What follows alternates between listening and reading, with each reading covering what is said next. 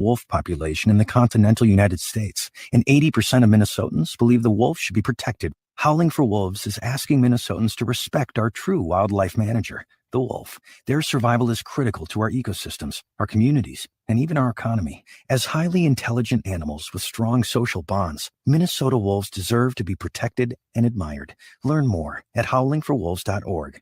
Let's live and let howl.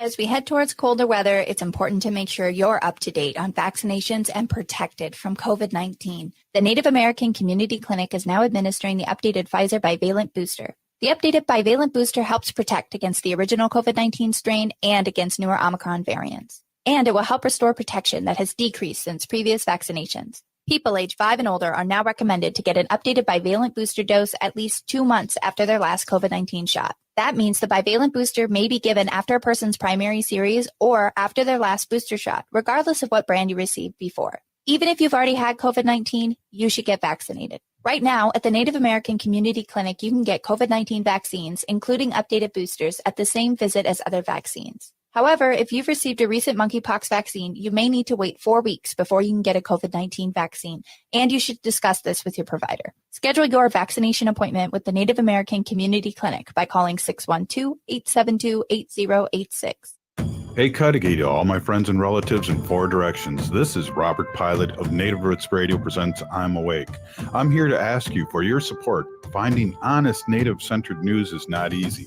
But with your support, we're able to provide accurate information about Standing Rock, Line 3, treaty violations, and COVID-19 in our Native communities. Please visit Native Roots Radio Network on Patreon and donate if you can. That's Native Roots Radio Network on Patreon. Pinigigi, and thank you for your support. Hey, Ogama, I've been hearing a lot about this term, climate justice. What is that? Climate justice is recognizing that the negative impacts of climate change don't affect all people equally. It also means transitioning from a fossil fuel-based economy to a more sustainable future. MN350 is one of the groups that's pushing for this transition to protect our futures. You can even get involved too. That's great, especially since I'm concerned about pipeline projects like Line 3. How can I help MN350? Just find them on Facebook or visit mn350.org. With your AM 950 weather, I'm Brett Johnson. Look for some light snow tonight with a temp rising to about 22, Friday cloudy with a high near 25, and Saturday cloudy with a high around 9. Hazel's Northeast has some of the most creatively prepared comfort food you'll find for any meal of the day. Favorites include the Drunken Banana French Toast, Buttermilk Fried Chicken Sandwich, and Swedish Meatballs. Open Tuesdays through Saturdays from 8 to 8 with a Sunday brunch from 8 until 2. Located off 29th and Johnson. More at hazelsnetogo.com. Portions of Native Roots Radio may be pre-recorded. It's a good day to be indigenous. Get up, stand up. They are going to become more brutal. Couldn't cut, hitting cut again. Because all the hippies were trying to be Indians anyway. They're going to become more repressive because it's a matter of dollars and their illusionary concepts of power. Hey, Victor. We must live in balance with the earth. And also with recent happenings that wounded me. I am awake. Welcome to Native Roots Radio presents I'm Awake, and I'm your host, Wakanja Hade. Hey, Cudahy to all my friends and relatives in 4 directions. You are listening to Native Roots Radio presents I'm Awake, and I'm your host, Robert Pilot, and we discuss local and national Native news and events. And as you know, Native issues are human issues, and human issues are Native issues. And this portion is brought to you by MN350, a grassroots organization fighting for climate justice. And we got a jam-packed show. And we have Jonny R of the NDN Way here. And we're going to be speaking on the big comedy show that's coming up on the Twin Cities. And I know Jonny was featured in this national book. We had a little real estate problem. It's been out for a year. This is a remarkable book. And it's illuminating and stereotyping busting history of Native comedians. And so we're really excited to have Jonny on a little later. But without further ado, I want to start out the show with the news with Ogama, the news you don't hear anywhere else. Welcome. Bonjour, Anin relatives. This is Ogama Kanuakwe here with you on Native Roots Radio presents I'm Awake, and I have some news and information for you. I wanted to touch base on the NDN Way Comedy Tour that's happening right now. NDN Way Comedy, including Jonny R, Trish Cook, and the Res reporter Rob Fairbanks, are going to be live at the legendary Parkway Theater this Saturday, January 28th, 2023, starting at 7:30 p.m. Doors open at 6:30. Tickets are $14 in advance and $19 at the door. This is an all-ages show. Make sure you head over to theparkwaytheater.com to get your tickets, or Facebook RSVP on the event page at NDN Way Comedy. So exciting. Going to be a great show. Really looking forward to hearing the follow-up from that event. For all you water protectors out there, I do want to remind you that the Tamarack Water Alliance Community Zoom meeting is next Wednesday, February 1st at 10 a.m. Central Time. Everyone is invited to join virtually. It's an opportunity to learn about the risks to the community of the proposed Talon Metals mine in Aiken County, Minnesota. February's topic is going to be Water is Life, Talon Metals, and the Tamarack North Project. Tom Anderson is going to be presenting. You can head on over to tamaracwateralliance.org to sign up for the Zoom link. If you believe that nickel sulfide mining is too risky for Aiken County, Tamarack Water Alliance wants you to pick up a yard sign.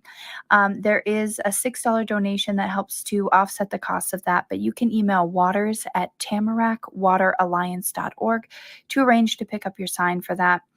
Just a little bit of background on the Talon Metals and Tamarack North project. The proposed Talon Metals nickel sulfide mine in Tamarack, Minnesota, is threatening to destroy rural vacation land in Aiken County, which is also home to more than 460 inland lakes, wetlands, and the origin of both the Mississippi and St. Croix River watersheds. However, the really big scary thing about this that I want to talk to people about is the Talon Metals water pumping requirements. In their 2021 preliminary economic analysis, Talon Metals said that they estimated how much water they were going to have to pump. And based on that analysis, they're going to be pumping roughly 2.03 million gallons per day during this project. And that is, it's an outrageous amount of water. And Talon has not committed to filtering all this water, and nor have they disclosed how they might dispose of this quantity of water. And this level of pumping will have significant impacts on aquifer levels in Minnesota. And, this is just an ongoing problem here where these companies want to come into Minnesota and they are not taking accountability for the damage that they could do to water and land here.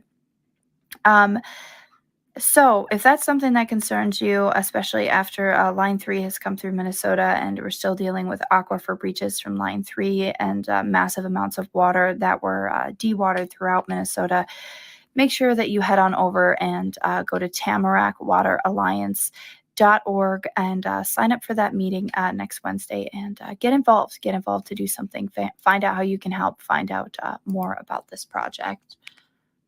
In the art world, I want to touch base on an artist that has received a wonderful fellowship. Artist G. Peter Jemison, who is Heron Clan from the Seneca Nation, was named the recipient of the Johnson Fellowship for the Arts Transforming Communities Fellowship for 2023 for his decades of work in art, film, and writing. This is a fellowship given by the Americans for the Arts organization, and they recognize artists and culture bearers who work in and with rural communities to advance cultural equity. Really exciting to have artist G. Peter Jemison from the Seneca Nation receiving that, and looking forward to finding out more about his work and the energy in that creation. I'm going to jump back to the world of environment for just a minute here. I missed this one just a minute ago, but out of the Alaska Beacon, Jacob Fischler reports that the U.S. House Republicans are possibly making it easier to give public lands away. What's happening right now is there's a provision, and it's a really technical piece of legislation in a 55-page rules package. But basically, it affects internal accounting for the House and requires that any time Congress were to give any federal lands to a state, municipality, or tribe, that it would be counted as a loss to the federal budget. And advocates and critics have things to say about that. they disagree about the wisdom of this. Republicans and conservative groups say that this is preferable because that means that states would be the stewards of most public lands, and that those closest to the lands are obviously in a better position to make decisions on how to manage them than those in Washington. However, environmental groups and Democrats say that the federal divestment is a step towards restricting access to places where all Americans should have a claim, and that if states cannot afford to protect those public lands, which many can't, it may lead them to sell those lands to private companies. So this is a bit of an ongoing thing, and I think I might side with the environmental groups on this one. That, when we talk about an accounting dispute when it comes to land and water and protecting those things here in the United States, anytime you get those numbers involved and consider it a loss, it's not a good plan. So we'll maybe follow up on that some more as we find out on what is happening with that and what's going to transpire as this continues. One more thing here in the sports world out of AP News. Indigenous hockey cards have come out for First Nations players, which is interesting to see them coming out so late. So this month, Upper Deck revealed First Peoples rookie cards, and it features 8 Indigenous hockey players who did not get the opportunity to have their own official card the first time around. And one of the players said it's kind of like somebody calling you 40 years after your 18th birthday and saying, hey, you're turning 18, that it wasn't as exciting as it could have been, but nevertheless, they were honored.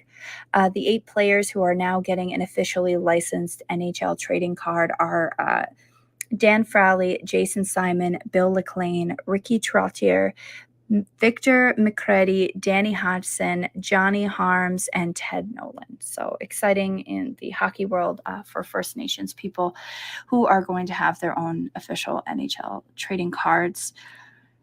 This is News with Ogma on Native Roots Radio, and back to you, Robert. Hey, thanks, Ogma. Hey, up next, Jonny R, and we're going to be talking comedy and the big comedy show coming up. You're listening to Native Roots Radio presents I'm Awake, and we're really excited. And then later on the show, we got Robert Lilligren of Native American Community Development Institute. Hey, we'll be right back after this short break. So please stay with us. Ho-wah.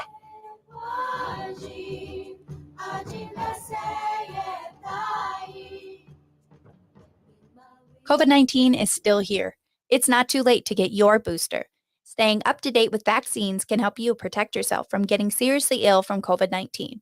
Get your booster at the 360 Colburn Clinic, operated by St. Paul Ramsey County Public Health, for a chance to win one of 5 $500 Visa gift cards. Each week in January, a winner will be selected from eligible persons age 5 and up who got their COVID-19 booster. To learn more and schedule your appointment, visit ramseycounty.us/booster. J&S Bean Factory is a native-owned, community-supported, cozy, artsy coffee shop which offers roasted on-site beans, live music, and baked goods. Relax in the beautiful outside patio. City Pages writes, voted top 10 coffee shops. Tucked into a quiet corner of St. Paul's Highland Park neighborhood, this coffee shop roasts beans on-site from the best coffee-growing countries in the world. Located at 1518 Randolph Avenue, St. Paul. The good stuff. Take care of your community by joining Metro Transit's Adopt a Stop program. Show your community pride by adopting a transit stop. Join us in helping keep the stop and your neighborhood beautiful and report any maintenance needs to us. We'll put a sign at the stop recognizing your efforts. Plus, you'll get 10 free rides every month. Get details at metrotransit.org/adopt. Again, adopt a stop for Metro Transit. Hey, Ogama, I've been hearing a lot about this term, climate justice. What is that? Climate justice is recognizing that the negative impacts of climate change don't affect all people equally. It also means transitioning from a fossil fuel-based economy to a more sustainable future. MN350 is one of the groups that's pushing for this transition to protect our futures. You can even get involved too. That's great, especially since I'm concerned about pipeline projects like Line 3. How can I help MN350? Just find them on Facebook or visit mn350.org. Hi, this is Representative Sharice Davids from Kansas. I'm Ho Chunk, and you're listening to Native Roots Radio. And we're back to Native Roots Radio presents I'm Awake, and this is Robert Pilot.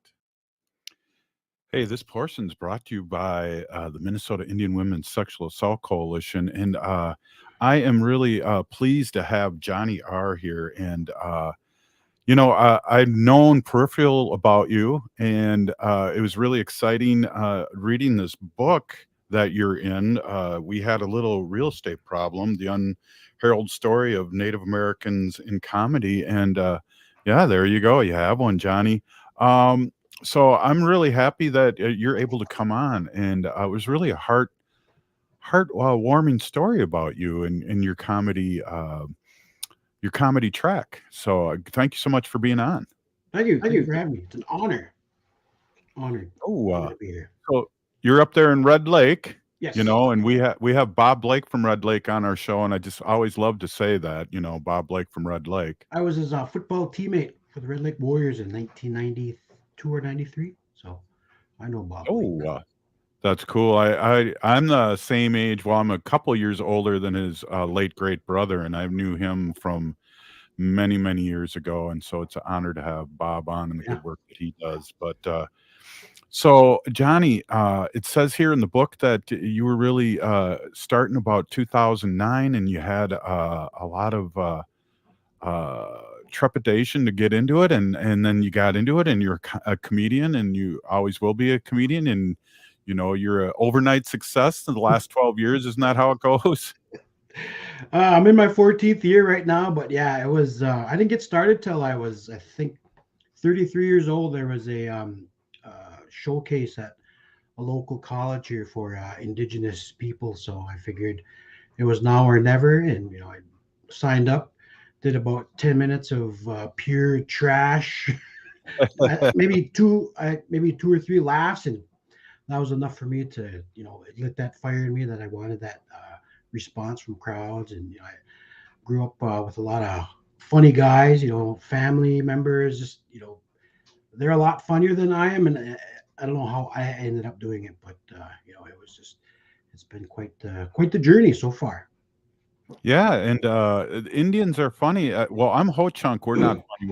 We're mean, I hear. So, but natives, we have that inside humor, and a lot of humor comes from pain. And I think we have more comedians than we around the table each night than we can deal with sometimes.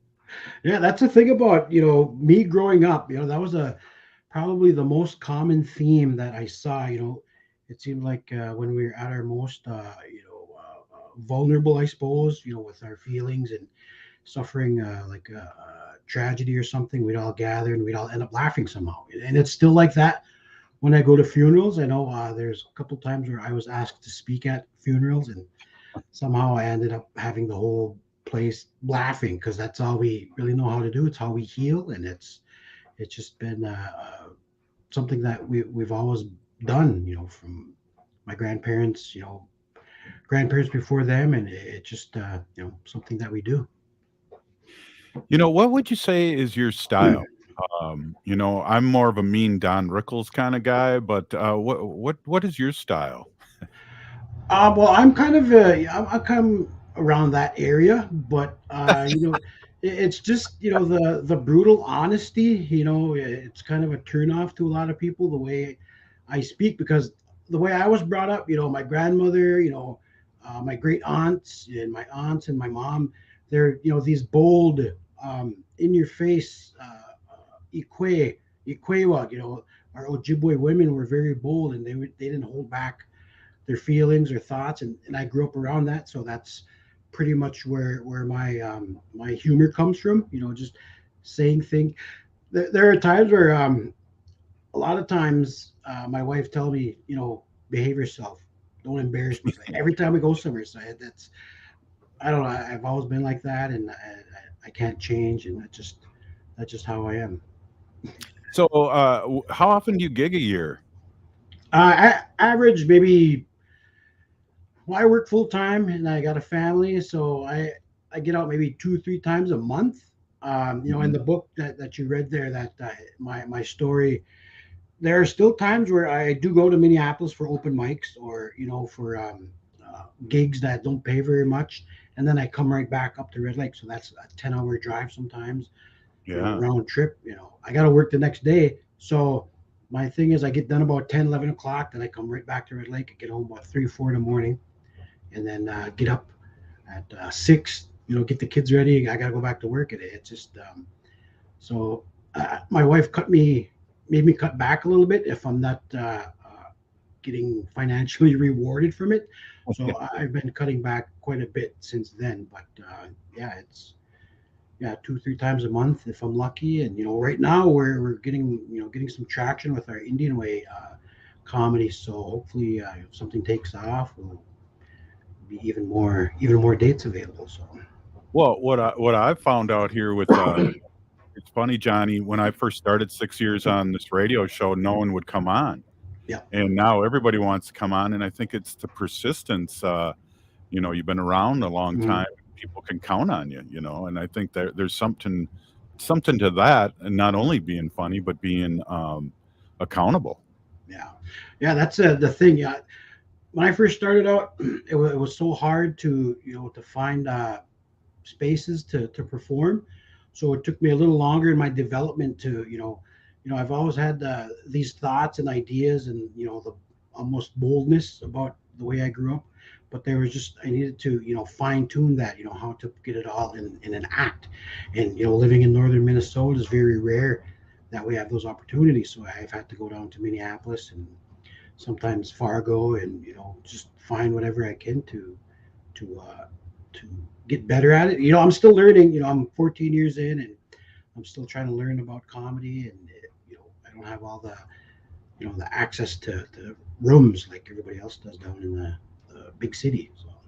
Right, people working on their craft and throwing away jokes and honing in. It's a very interesting process that I've noticed. So I think I asked you this: who is your what comedian do you really like? And there's a lot about Charlie Hill in the book, and a lot of things that he went through, and there's people out there that you're still a trailblazer though, because even though we have this attraction after Standing Rock that we have, they're noticing us Indians, whether it's in Rutherford Falls or Reservation Dogs nationally, but still. You see I just want to say this, you see the same 5 or 6 Native actors in both of those shows, and there's many more talented people out on Turtle Island. Yeah, that's one of the things. That's been the cool part of this, ever since Standing Rock, myself, we've been doing, I've been able to do movies and TV and, books. And to see other guys that I've worked with, get reach that level, because I worked a lot. I started out with Tatanka Means and also the 1491s. I worked with them a couple times, and it's just so it blows my mind to see them on TV. Hit that mainstream fame. How sought after they are, and it's really pushing me to try and get to that level, because I have a lot of support among the all of the guys that I came up with. And Tatanka's, I was probably one of my best friends in this business, and we talk a lot, and it just really he just tells me to keep going at it, throw in auditions, and something will click along the line. So that's what I'll be doing. Well, I think you and I should talk about doing and it was in the book, so it isn't my idea, but you and I should talk about doing in the Twin Cities a national comedian contest and get all our natives coming into the cities here and really have a contest, and then also have all the comedians gather together and really help each other out, which I think they are. And one of the things I got to just tell you real quick too is Bobby Wilson was a student of mine. He wasn't in class very often, but he did hover around Harding for a year or so. But that's another story. But he's been on the show a few times, and he's one that I feel like too that really comes back and supports where he's from, because he was not only was he in NDN Young, he worked at NDN Young, and that's a kind of a shelter for young people. So he brings back stuff, and But we should talk about that. And we only got a minute left here. And then I want to really, next segment, talk to you a little bit about, for a few minutes, just about the big show that's coming up. Okay. Yeah. So, Bobby and Dallas and all those 1491ers that are really taking off. And, there's Trish too. Funny story too. It's such a small community here. Yeah. Trish's brother I worked with at Harding. He's an art teacher for many, many, many years. So it's all wow. We have an Indian country. Well, hey, why don't we take a break and then come back and talk a little bit about the show, huh? Okay. What do you think? Sounds good. All right. We'll be right back after this short break. You're listening to Native Roots Radio. We'll have Jonny R on, and then after Johnny, we got Robert Lilligren in the bullpen. We'll be right back after this short break. Please stay with us.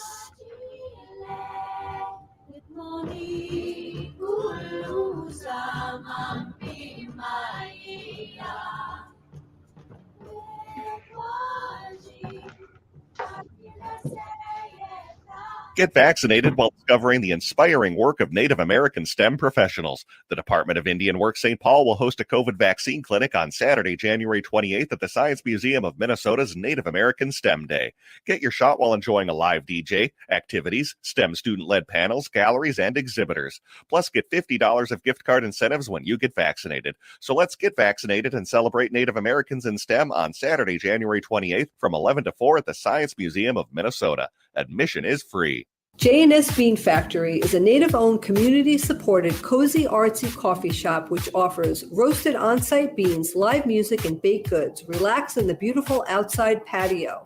City Pages writes, voted top 10 coffee shops. Tucked into a quiet corner of St. Paul's Highland Park neighborhood, this coffee shop roasts beans on-site from the best coffee-growing countries in the world. Located at 1518 Randolph Avenue, St. Paul. The good stuff. Hello, Minneapolis. It's Randy Rhodes on your radio in the heart of the Midwest every weeknight from 10 to midnight on AM 950. Hi, everybody. This is Paul Metza, host of the Wall of Power Radio Hour, going on its 8th anniversary this year on AM 950. I want to tell you that I've got a great book out called Alphabet Jazz, Poetry, Prose, Stories, and Songs. It's writings I've done over the last 40 years. It's available on Amazon, or if you want to shop locally, go to the Electric Fetus, Crumpy's Bar Northeast, or High Fine Hair in Loring Park. I think you're going to enjoy it. Thanks so much. Eat Local Minnesota is a great way to find locally owned Minnesota restaurants and food purveyors. You'll find high-quality food and unique eating experiences with dishes from around the world. Just visit eatlocalminnesota.com for your next meal. Come visit the award-winning Hazel's Northeast in Minneapolis for breakfast, lunch, dinner, or weekend brunch. For breakfast, try the slow-cooked brisket hash, hippie cakes, and meat waffle. While for lunch, enjoy favorites like the buttermilk fried chicken sandwich or veggie burger. Hazel's is open Tuesdays through Saturdays, 8 to 8, with a Sunday brunch from 8 to 2. Located off 29th and Johnson in Northeast Minneapolis. More at hazelsne2go.com. If you're craving barbecue, then don't drive too fast or you will miss Scott Jamama's Hot Barbecue, located at 3 West Diamond Lake Road in Minneapolis. Scott Jamama's offers mouth-watering baby back ribs, grilled chicken, and half-pound pulled pork sandwiches. The potato salad, spicy baked beans, and twice-baked potatoes should not be missed. More details at scottjamamas.com. On the show, This Queer Book Saved My Life, we talk with LGBTQ guests about the queer books that saved their lives. On our next episode, we chat with lawyer and author Zaylor Stout about the book Don't Sweat the Small Stuff by Richard Carlson. We'll get into Zaylor's legal career, his coming out journey, and writing his own book, Our Gay History in 50 States. Listen to This Queer Book Saved My Life every Saturday morning at 7 a.m. right here on AM 950, the progressive voice of Minnesota.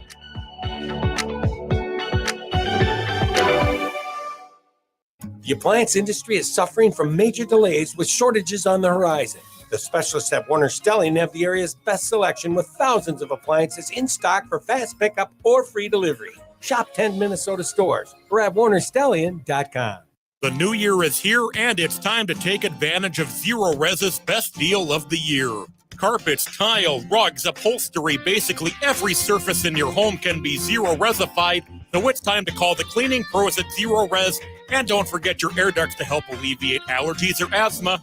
And it's also important to enjoy less dust, lower energy bills, and your home will stay cleaner longer. Zero Res is here to protect your biggest investment, your home. Why pay someone to clean your carpet if they're going to leave things behind that are going to make it dirty again quickly? Zero Res is the longest lasting and best clean. Schedule your appointment at zeroresminnesota.com or call 952-0RES, and don't forget to ask for the AM 950 special. Book now through January 31st and get 23% off all services. Call 952-0RES or go to zeroresminnesota.com today to book your appointment. With your AM 950 weather, I'm Brett Johnson. Look for some light snow tonight with a temp rising to about 22, Friday cloudy with a high near 25, and Saturday cloudy with a high around 9. Hazel's Northeast has some of the most creatively prepared comfort food you'll find for any meal of the day. Favorites include the Drunken Banana French Toast, Buttermilk Fried Chicken Sandwich, and Swedish Meatballs. Open Tuesdays through Saturdays from 8 to 8 with a Sunday brunch from 8 until 2. Located off 29th and Johnson. More at hazelsnetogo.com.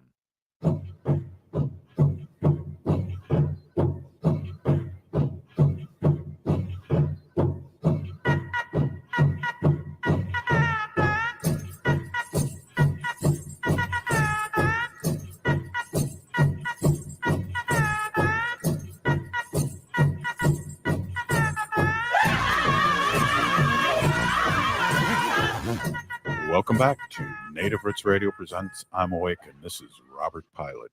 Hey everyone, this portion of the show is brought to you by MnSure. If you're looking for health insurance that you can afford, head on over to mnsure.org. That's mnsure.org.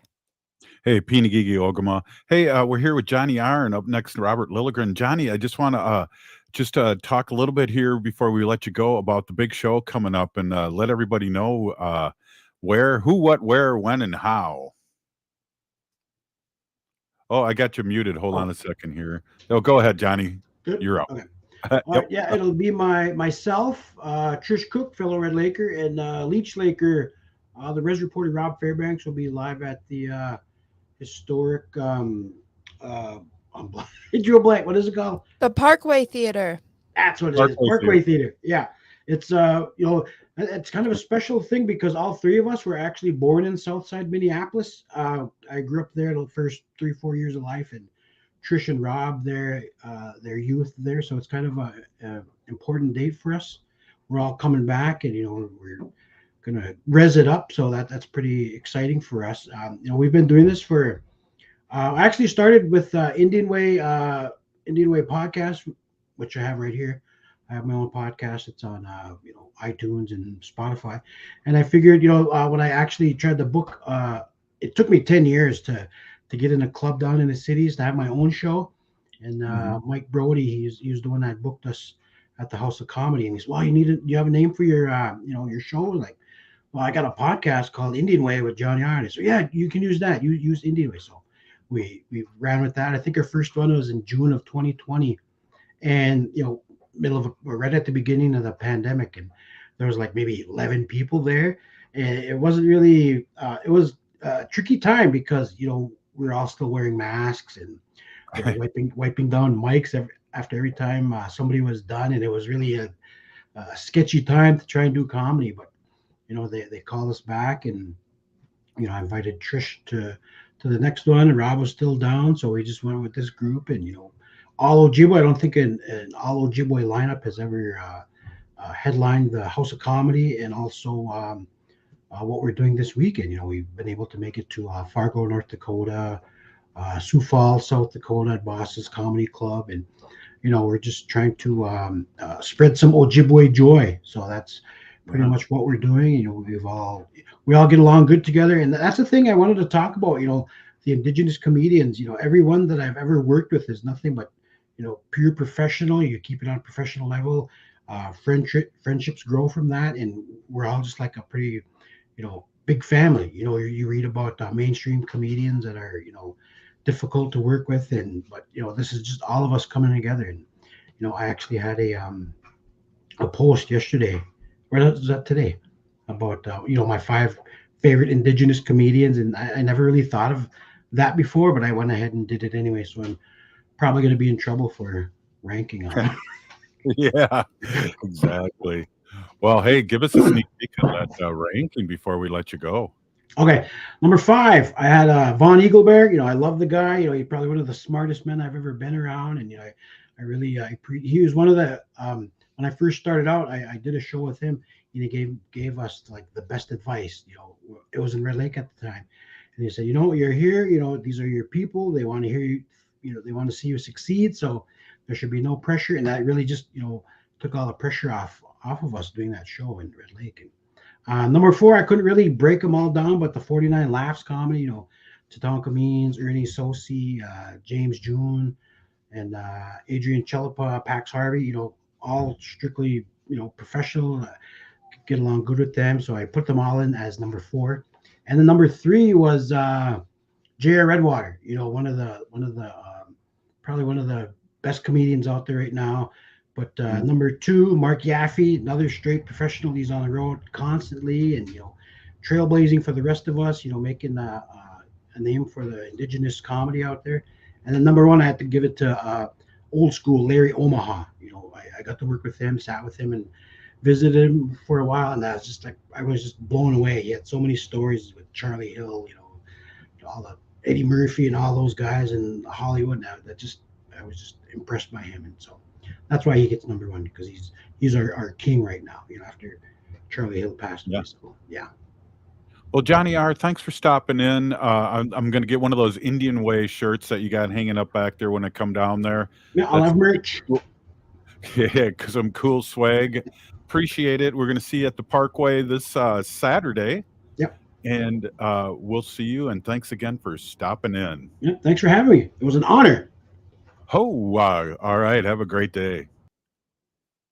Wow, that's cool. We got Robert Lilligren coming on right now here. And Ogamai, there you go. That was a fun interview. Welcome, Robert. And you are muted, I can see here. Oh, wow. Yeah, bonjour, Ogama, bonjour, Robert. Great to be here. It was a great interview to listen to. Great guys. Oh, it's just we should try and get a comedy. I'd read this book, and Jonny R was able to get me in touch with the author, and he was in the book, and it was awesome. And we should try and get some kind of comedy contest, your native comedy contest going on. And that's not my idea. It's been done before in the book, and it sounds really, really fun and exciting to have something like that here in the Twin Cities, and that'd be fun. It sounds cool, especially native humor. It's great humor, and I so respect people who can be funny, intentionally. When I try to be funny, I'm not, and then sometimes I'll be speaking to a group and everyone bursts out laughing. What did I just say? So I really respect the art of people who can be funny on demand. Yeah, well, that's a good segue. Robert Lilligren, Native Community Development Institute, among a lot of other things here in the Twin Cities of Minnesota. Speaking of comedy now, since we last spoke, we got Professor Pence here with some documents at his house now, the vice president. Oh, right. The beats go on and on. That whole thing is so intriguing. It wasn't a surprise when they found all that at Trump's. I think, I don't know, many of us think he may have been passing information on and things. So then when the Biden thing happened, I thought, well, what is this? I thought maybe there was some strategy there or something. But now with Pence, it just makes me wonder how leaky the whole federal government is, a leaky vessel. And I've been reading a little about it, and some of it may have to do with the classification of documents, how they're classified and things. But still, it sounds kind of messy. Yeah, and one of the things the Republicans like to bring up is like, how come they aren't raiding Obama's house? And I never even thought of that. The last president before the last president, I wonder if he's got any documents. Well, it makes you wonder, doesn't it? It doesn't it? And I'm guessing you probably saw the meme on social media and everything that had the panel of Fox News presenters all wearing neck braces because they had to do such a quick sort of double take after they were jumping all over Biden, and then when Pence's classified documents got discovered and reported on. Pretty good humor. Well, here's another national question I have for you too. Omar, they're trying to get rid of Omar, but I don't think they have the votes in that committee. It looks like they don't, and fingers crossed. And Ilhan Omar is my congressperson. I'm a huge supporter. I think she's an important voice and presence in Congress. She's great to the local Native community. She has brought considerable resources here. She's very present in the community, even when she's not speaking. She just shows up at community events. Right. So she's a big supporter of us. I'm a big supporter of hers. And it looks like there isn't going to be, fingers crossed, the votes. And I was talking the last couple of weeks about trying to see where this kind of center bipartisan majority that can actually govern might be emerging. And I suspect we'll see something around the debt ceiling limit. But here's a little precursor, I think, to that. And there isn't an equivalency, between Congresswoman Omar and people like Congresswoman Taylor Greene, and the threats they made, the threats of violence that prompted them to get removed from committees. They just don't like, who she is, what she represents. And so, hopefully cooler heads will prevail. Yeah, I think so. And I think you're right. It's a precursor because, how ridiculous is that? And how ridiculous, what did the Speaker of the House have to sell his soul? I mean, you got people that are in committees that should be, investigating themselves. So- Right. Yeah, that oversight committee is pretty scary, the membership there. And I suspect that there's going to be these little, landmines exploding throughout, representing the deal that the speaker McCarthy made to get the vote. And I don't think that's really serving the American people very well. I don't think it's serving the American Republic very well either. So, but there's more of these for sure. And I was pretty impressed with the Senate Minority Leader sending the issue over to the Speaker. It's like, okay, the debt ceiling debate, you figure it out, and I think that was smart strategy, and I think that McCarthy will find out in short order that he's going to have to compromise and bend. Well, I keep on hearing over and over again, and not from the mainstream media, but from people probably on AM 950 and experts over during the day, that these debts are caused by Republicans. Whenever they're in power, they go in deep in debt, and we know that with Trump, that we were so deep in debt, and he was spending like sailor, and then lifting taxes and taxing the poor, and Robin Hood, and all this stuff, but even all the way back to Reagan, Right. just spending like drunken sailors, and then the Democrats. That's just a fact. That Republican administrations drive up the debt, and Democratic administrations pay it down, or at least get it under control, right? And it's kind of a false indicator anyway. The debt ceiling is kind of a fabricated limit, and it gives this outsized leverage every time that it needs to be addressed and needs to be raised. And it's not just about the U.S., right? The entire world economy hinges on the success of the U.S. economy. So these guys are playing chicken with the world economy. And I suspect some of them would be willing to crash the world economy to prove their point or to get their way. Exactly. And we'll see how far that goes for 2024. Hey, Robert, can you hold on for another segment? Yeah, happy to. Thanks. Right on. Hey, you're listening to Native Roots Radio presents I'm Awake, and I'm here with Ogama and Robert Lilligren, and we're talking a little politics. Please stay with us. We'll be right back after this short break. Ho!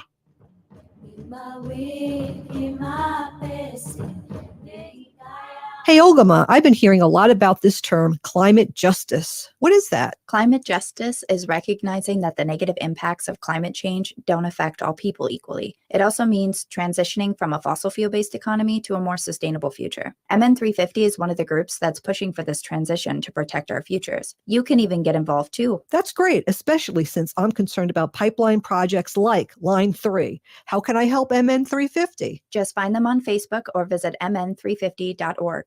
Getting vaccinated doesn't have to be boring. The Department of Indian Work St. Paul is having a COVID-19 community vaccine event on Friday, January 27th that will feature music, crafts, art vendors, and more.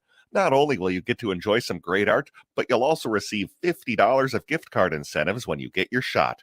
So protect yourself from COVID while having some fun enjoying Minnesota's vibrant Indigenous art scene.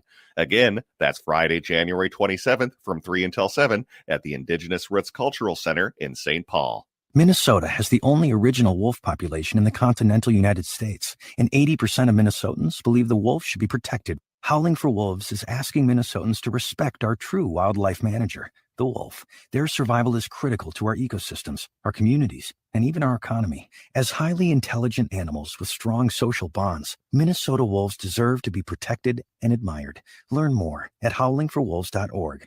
Let's live and let howl. Take care of your community by joining Metro Transit's Adopt a Stop program. Show your community pride by adopting a transit stop. Join us in helping keep the stop and your neighborhood beautiful and report any maintenance needs to us. We'll put a sign at the stop recognizing your efforts. Plus, you'll get 10 free rides every month. Get details at metrotransit.org/adopt. Again, adopt a stop for Metro Transit. This portion of the show is supported by Howling for Wolves. Please join Howling for Wolves on Wolf Day, Tuesday, February 7th, 2023 at the Minnesota State Capitol. You can sign up on Howling for Wolves event page. Howling for Wolves, protecting wolves for future generations. Welcome back to Native Roots Radio presents I'm Awake, and this is Robert Pilot. Hey, one more time, everybody. This portion of the show is brought to you by Howling for Wolves, protecting wolves for future generations.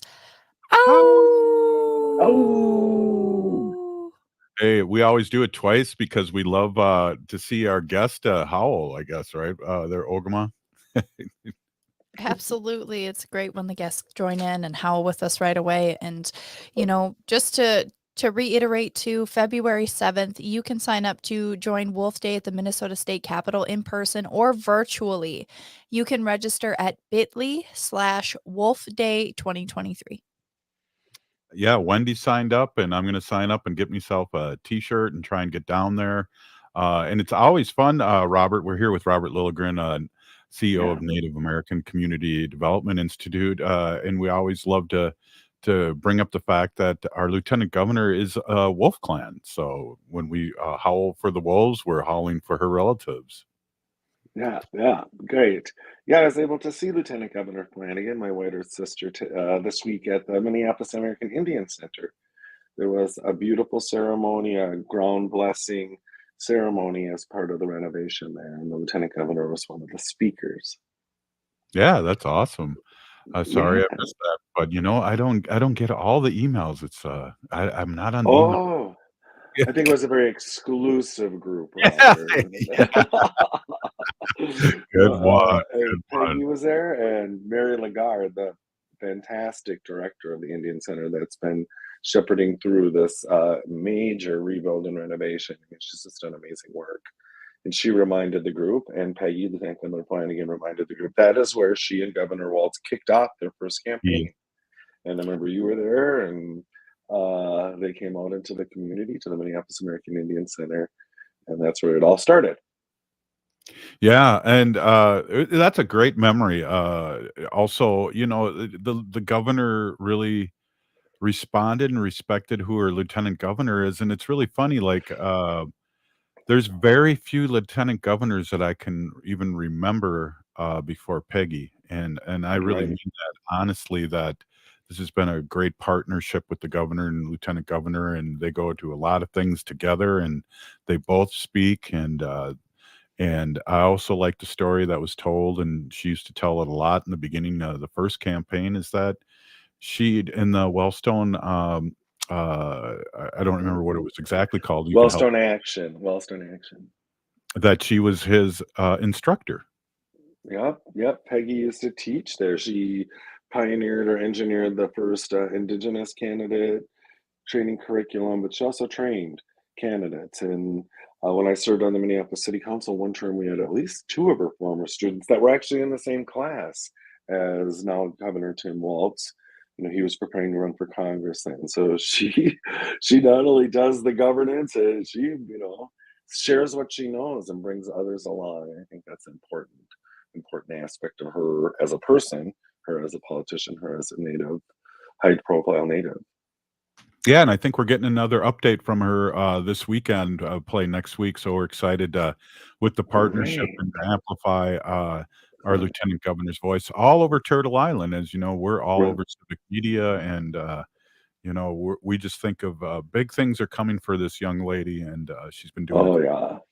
Well, and I'll tell you, Robert, your observation about how they move in tandem, they almost co-govern, right? And now Senator Tina Smith, when she was lieutenant governor to Governor Dayton, she really elevated the lieutenant governor position. But Peggy has just used that as a foundation, and together with Governor Waltz, they've really done it, and that doesn't always happen. They sort of started that way, but it could be easy for a governor to kind of move off on his own, but they have stayed very close together. I think that's smart for Minnesota, for governing here, and smart politics. And even with the budget now, it's all about the budget, right? And the Yeah. governor's proposals are coming out. He's had maybe, 2 or 3 in the last days, and now to go to the legislature. We, of course, have totally democratically controlled state government, which is great. And it's always the Waltz Flanagan budget. They put Yeah. it right out there, and that's not required. That's because they're being very smart about how to govern here. Right, exactly, and we appreciate that for sure because Oh, sure. you know I can't, especially when I was teaching, I always told the lieutenant governor this too, is like, thank you for doing this because you look like my students, and that's my native students, and that's huge because we didn't have that when we were young. All my Certainly native not. friends I thought weren't native. It's the back. Right. Yep. And you Yeah, told it's a the different story day. before too. Oh yeah. Yeah. Oh yeah. Yeah, I didn't know any of my classmates that were Native until 1978, and all of a sudden there was all this action around recognizing and honoring the Native graduates, and I learned that 12 of my graduating class that I never knew were Native were Native. We were all invited to a luncheon, and it's like, oh, you're Indian, and with me, it's not that hard to miss the fact. But a lot of folks who were so obviously Native, but they'd never Right. self-identified. We'd never identified to each other because we didn't view there as being any benefit to it, right? It was more of a liability at the time. It's funny, I was feuding with a few of them, and they ended up being Ho-Chunk in Winnebago. Oh. It's like crazy. Seriously. Yeah. It's like, Yeah, what? no, I'm not surprised. I'm not surprised. It's Well, you hear about those Ho-Chunks, they're pretty mean people, but right. under your That's hat. not the part that doesn't surprise me. It's that internalized sort of colonization mentality. Yeah, where we do the colonizers' work for them. So Hey, that's the part that this doesn't is surprise me. we just had Bob Rice on Powwow Grounds, and Man. that was fun. And we got to have a show coming up here soon. I was at the Powwow Grounds, and I see that it's in transition right now. All My Relations Gallery. What's happening? Do you know what's coming up? There is. I was just meeting this afternoon with Angela Two Stars, the brilliant artist and the director of All My Relations Arts. She works for NACD. All My Relations Arts is a project of NACD's. And she deliberately left the gallery dark in January. And she normally programs 4 shows in a year. And she left January dark to give her time to move more planning, to build more partnerships. And I think that was a really smart idea. And so she was sketching out the year, or actually the next 2 years. And she is, so brilliant. She first came to All My Relations Arts as a guest curator for the show that she named Bring Her Home, Stolen Daughters of Turtle Island. And now that has become an annual